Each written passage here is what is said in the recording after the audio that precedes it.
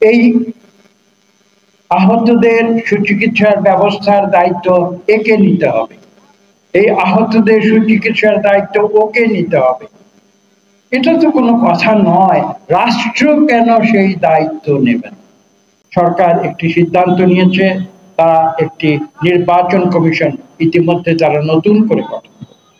আমরা এটা অত্যন্ত পজিটিভলি দেখেছি এবং আমি বিশ্বাস করি যে এই সরকার অত্যাবশ্যকীয় যে সংস্কারের মাধ্যমে এদেশ আমরা নতুন করে গণতান্ত্রিকভাবে গড়ে তুলতে পারবো, সেই সংস্কারগুলোকে গুরুত্ব দিয়ে তারা যত দ্রুত সম্ভব এদেশে জনগণের সরকার পুনঃপ্রতিষ্ঠা করবে।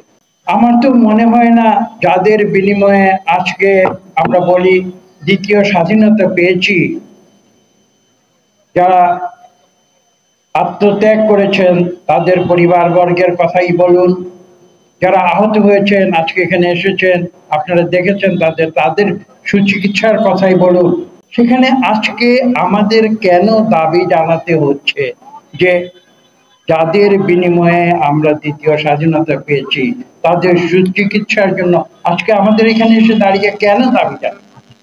আজকে আমরা ছাত্র জনতার যে বিজয়, সে বিজয়ের প্রেক্ষিতে যাদেরকে এই অন্তর্বর্তীকালীন সময়ের জন্য সরকার পরিচালনার দায়িত্ব দিয়েছি, তাদের প্রতিনিধি আজকে এখানে উপস্থিত আছেন। আমি বিনীতভাবে তাকে বলবো আমাদের এই বার্তাটি আপনি সরকারের কাছে পৌঁছে দেন। এটা কোনো বড় দাবি নয় এবং 18 কোটি মানুষ, আমি বিশ্বাস করি 18 কোটি গণতন্ত্রকামী মানুষ, এটাও আমি বিশ্বাস করি। হ্যাঁ, আমরা দেখেছি বাংলাদেশে অন্যায় হয়েছে, জুলুম হয়েছে, নির্যাতন হয়েছে, কিন্তু একটি পর্যায়ে তো আমরা পার হয়ে এসেছি এবং সেই পর্যায়ে আমি বিশ্বাস করি বাংলাদেশের 18 কোটি মানুষ বাংলাদেশে গণতন্ত্র ফিরিয়ে আনবে এবং এই গণতন্ত্র ফিরিয়ে আনার জন্য যারা জীবন পণ করেছিল তাদের সুব্যবস্থা এই রাষ্ট্র ব্যবস্থা অবিলম্বে করবে। আমরা বিভিন্ন সময় কথা বলেছি, আমরা শুনেছি কথা, এই আহতদের সুচিকিৎসার ব্যবস্থার দায়িত্ব একে নিতে হবে, এই আহতদের সুচিকিৎসার দায়িত্ব ওকে নিতে হবে। এটা তো কোনো কথা নয়।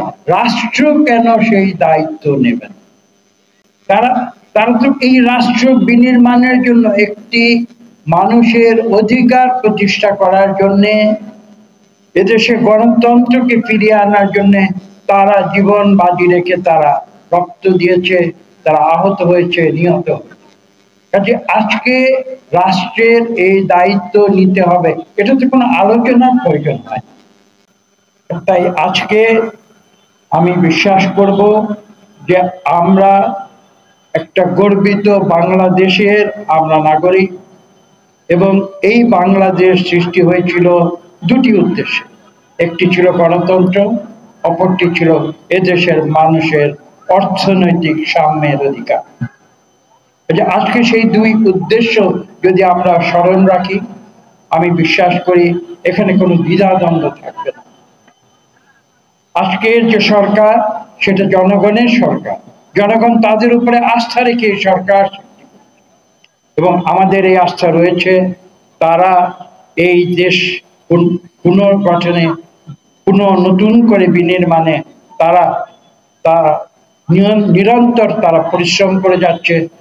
আমরা তাদের উপরে এই বিশ্বাস রেখেছি যে তারা বাংলাদেশে আবার গণতন্ত্র ফিরিয়ে আনবে এবং দ্বিতীয় যে কথাটি আমি বলছি, এদেশে যারা সুবিধা বঞ্চিত, সেই সুবিধা বঞ্চিত মানুষের অধিকার পুনঃপ্রতিষ্ঠায় যে প্রয়োজনীয় সংস্কার যে কাজগুলো তারা করছে, সেই কাজগুলো তারা পাশাপাশি এগিয়ে নিয়ে যাবে।